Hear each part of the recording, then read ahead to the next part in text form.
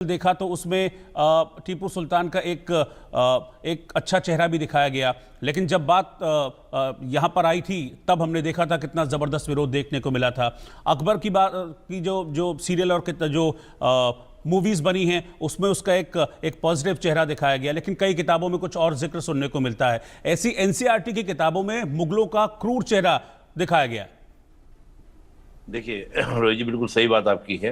और मैं हमेशा एक बात को मानता हूं कि इतिहास का चेहरा होता है और उस चेहरे के चाहे वो दोनों सकारात्मक हो चाहे नकारात्मक हो, दोनों ही पहलू बच्चों के सामने हमारे सामने आने चाहिए।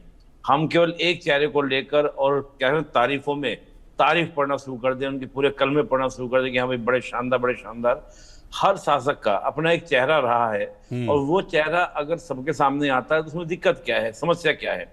मैं तो इस बात को ऐसे देखता हूं कि इतिहास को इसलिए पढ़ा जाता है। इतिहास को पढ़ने का कारण ये है कि हमारे बड़ों ने या हमारे पूर्वजों ने या पहले वालों ने जो गलतियां की उनका दोहराव दोबारा ना हो और जिसका जो चेहरा था वो सामने लाया जाए। हम उसके बाद क्या करें, ये हम छोड़ दें किसके ऊपर, पब्लिक के ऊपर, जनता के ऊपर, देश के ऊपर, कि वो उस कैरेक्टर का, उस व्यक्तित्व का कैसा मूल्यांकन करें। होता ये है कि आप एक व्यक्तित्व को चाशनी में डुबोकर और दुनिया के सामने पेश करते हैं कि बड़ा ही साफ सुथरा चेहरा था, बड़ा ये सब चीजें थी। लेकिन मैं देखता हूं इन्हीं इतिहासकारों ने जो पहले बात करते थे वो अशोक के बारे में लिखा करते थे कि अशोक ने अपने 100 भाइयों को मारकर शासन हथियाया और अशोक बहुत ही क्या थे, सहिष्णु थे, अशोक ने ये किया।